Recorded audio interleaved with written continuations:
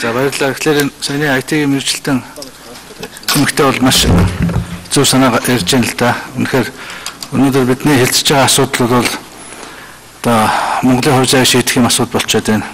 Энд яг жуулан хараад байгаа. Яг энэ моментэд Боловсрол соёлын шинжилгээ ухаан спортын сайд Батсуурыг огсуулж байна л да. Дөнгөж яг энэ моментэд 27-15-ын байрцаагаар манай гишүүд бас саналуулалтанд очиж оролцлоо. Бодвол тэр өндөрөө төлөөг байх л та. Батсуурыг мэднэлтэй хамт ажиллаж ирсэн.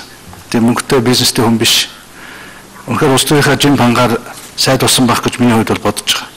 Тэгээ хүмүүс бол одоо энэ бүх бичлэгийг нотлол ахшгүй. Энэ бүх үйл явц. Нөгөө дэндүү хамсалтай, дэндүү төгшөөртэй, дэндүү аимшигтай юм цаг үе бол ерөөсөнд бол маш хамсаж байна. Одоо энэ дөрөвдүгээр хуудсан дээр энэ одоо 90 минутын бичлэгийн одоо ихэнд дөрөвдүгээр хуудсан дээр байгаа. Энэ бүх одоо хэлцүүлгийн гол зорилго юу вэ гэхээр за 16 он сонгуул болох гэж байна.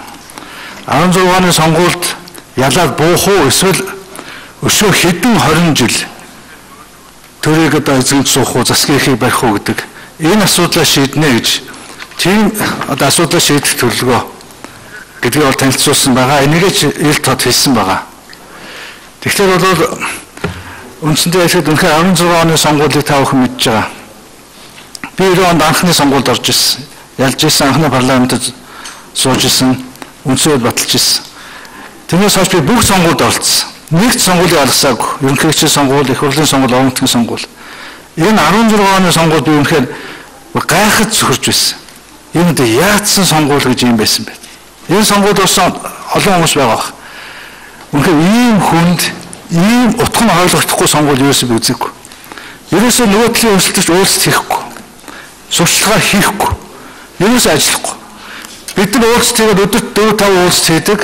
Эхний уулзалтууд бол маш сайхан болж исэн.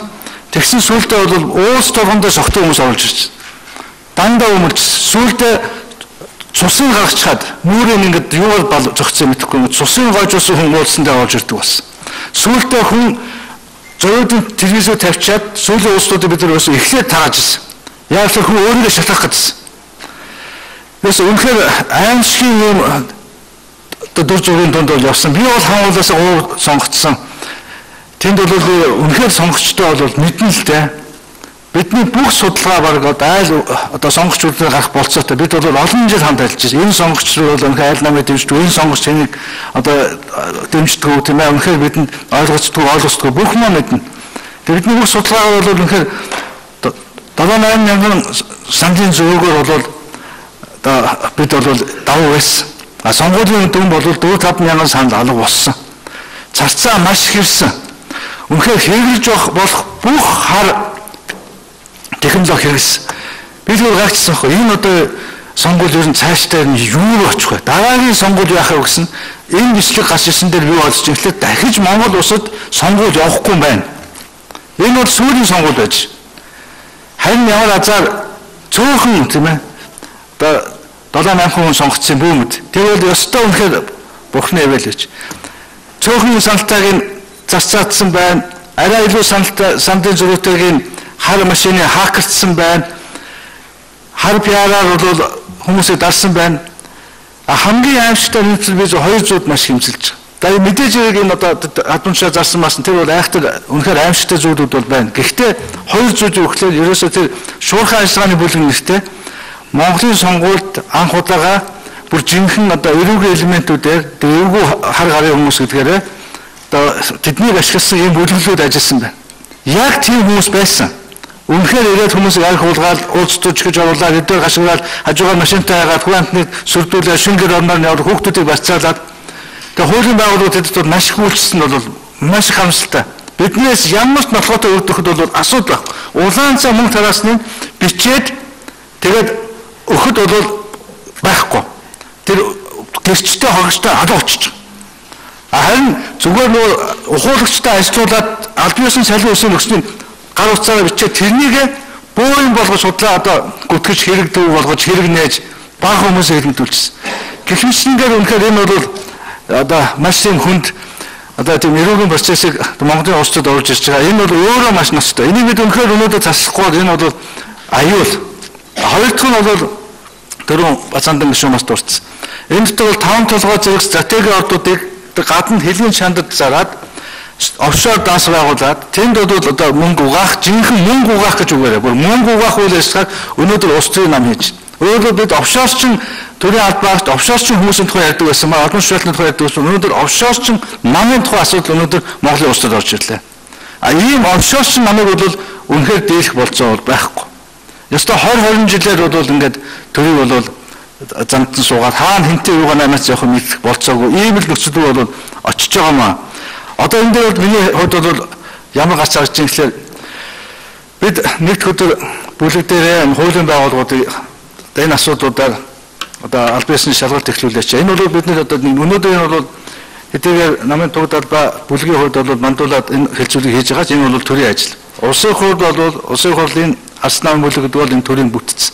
Энэ төрийнхаа бүтцийн хувьд бол бид нар бидэнд бол ийм өргөдөл, ийм мэдээлэл ирсэн учраас энэхүү мэргэжлүүдийн хэлцүүлгийг хийгээд та бүхнээс өгж байгаа саналуудыг аваад бид өнөөдөр хуулийн байгууллагуудын асуудлуудаа бол энэ 7 хоногт хандна. Ирэх нэгд өдөр бол хуулийн байгууллагуудын сонсголтыг энэ талаар авнаа.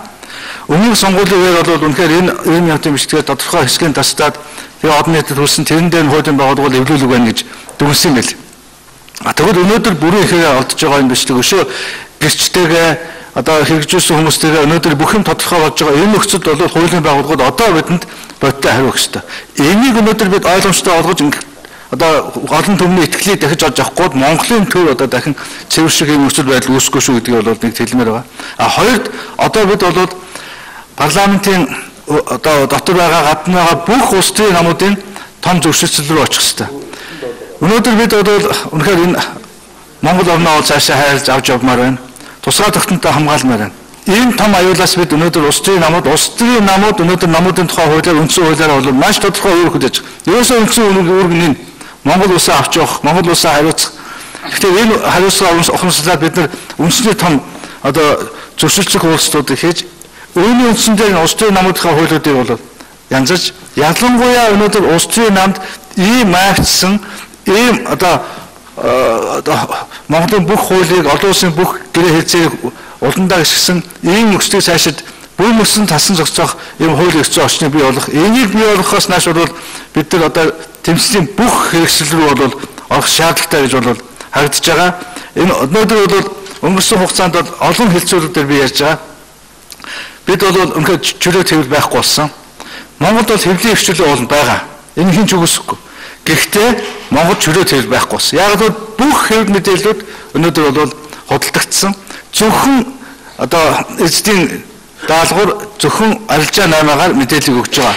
Өнөөдөр Монгол хүн Нобелийн шагнал авсан ч мөнгө төлөхгүй бол тэрийг нэвтрүүлэхгүй гэдгийг би олон нэвтрүүлэгт бол орж хэлсэн.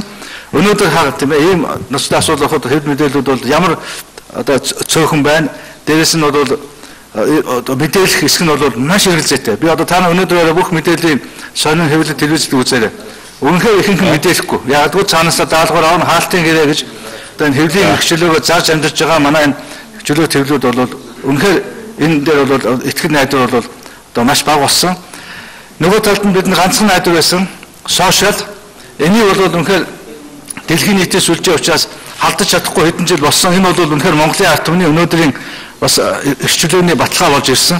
Гэсэн ч өнөөдөр бол тийм олон улсын лөөсчин бүлгүүттэй нийлээд их мөнгөний одоо хүчтэйгээр өнөөдөр сошиалыг бол мониторинг хийж сошиал эрх мэдэл эрхчлөөнд халдаж өнөөдөр сошиалыг үндсэндээ ихэд ийм эвгүй байдалд оролцсон юм байна. Ингээ үзэлээр бол бидэнд бол үнэхээр гарц авал бол үнэхээр маш бага болж байна. Одоо Монголын ард түмэн бол эвсэлтэн нэгдэж эрхчлөө ирээдүйнхээ төлөө, арчлынхаа төлөө, тусгай тогтнолын төлөө одоо тэмцлийн бүх хэлбэрийг бол хэрэгжүүлэхийн цаг ирлээ. 90 он шиг нөхцөл байдал эргээд үүслэе гэж харагдаж байна. Өнөөдөр бол өнгөрсөн хугацаанд цэвэр цагдаагийн бүх хуулийг өөрчилсөн. Тэр бүх хуулиуд өөрчлөлтөө бол яг л 90 оноос өмнөх байсан бүх төвийн тогтолцоо, цэврийн тогтолцоо бол бий болгосон. Өнөөдөр нийтдээ бол Монгол улсад 7 төрлийн цэвэр цагдаагийн ийм тогтолцоонууд бол ажилдаа орсон. Яг 90 оноос өмнө бол дуртай хэмжээндээ бол төрийг бол хүчирхийлж авах, ард түмнийг бол хүчирхийлж дарангуйлах энэ бүх механизм бол бүрэн бэлэн болсон, тэдгээрийг шүдээ хүртэл зэвсгэлсэн. Үнэхээр маш хүнд нөхцөл өнөөдөр байж байгаа. Та бидний энэ тэмцэл бол амар тэмцэл биш. Энэ бол амар өрссөн хэцүү тэмцэл болно. 90 онд Монголын ард түмэн босож сөрж энэ бүхний ард гарч чадсан. Өнөөдөр би бас чадна байхад бол итгэж байгаа. Ингээд та бүхэн өнөөдөр энэ хэлцүү үтээж одоо үзэл бодлоо илэрхийлж одоо үнтэй зөв санал зөвлөгөөгөө өгсөнд маш их баярлж байна.